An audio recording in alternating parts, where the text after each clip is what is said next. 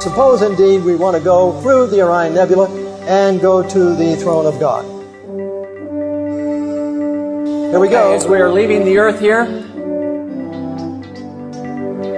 and of course we'll pass the earth.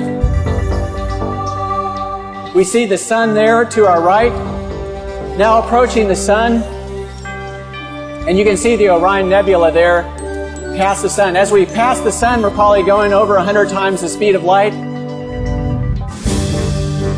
And approaching Orion, the individual stars will be passing at different times because they're at different distances from the earth. But it's actually in the sword of Orion. The middle star of the sword of Orion is the Orion Nebula. We're approaching it here.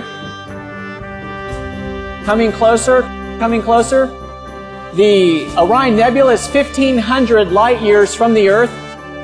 That cavern is actually 100 light years wide.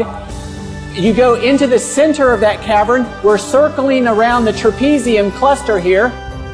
This is actually something you can see with the home telescope if you're interested in looking at it. You won't see the nebulosity, but you will see the trapezium.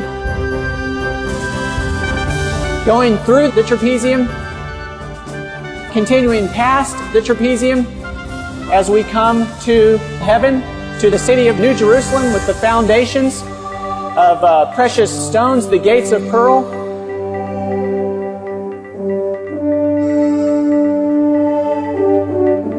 Approaching now to the temple in the New Jerusalem. The sanctuary. And as we go to the sanctuary, what are we going to end up with?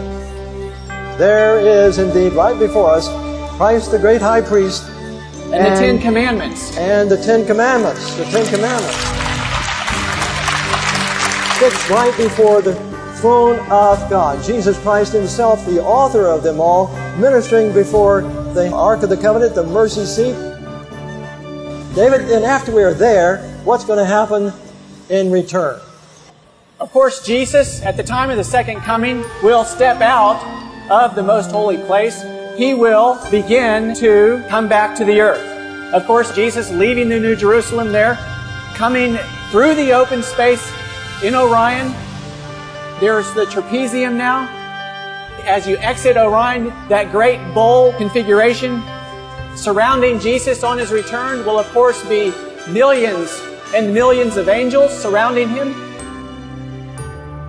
Of course, as Jesus himself speeds toward the earth at thousands of times the speed of light,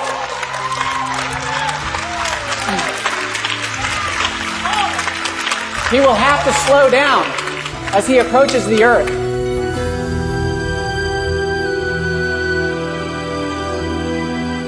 Coming through the solar system, he passes the sun, of course doing many times the speed of light until he gets close to the earth, slows down. The people on the earth will first see a dark cloud. And as that dark cloud gets a little closer, a little brighter, and it finally lights up the sky. And as it lights up the sky, those people who are alive and waiting for Jesus will welcome him. Will say, "Lo, here is our God. We have waited for him." In Revelation 14:12, here is the patience of the saints. Here are they that keep the commandments of God and have the faith of Jesus.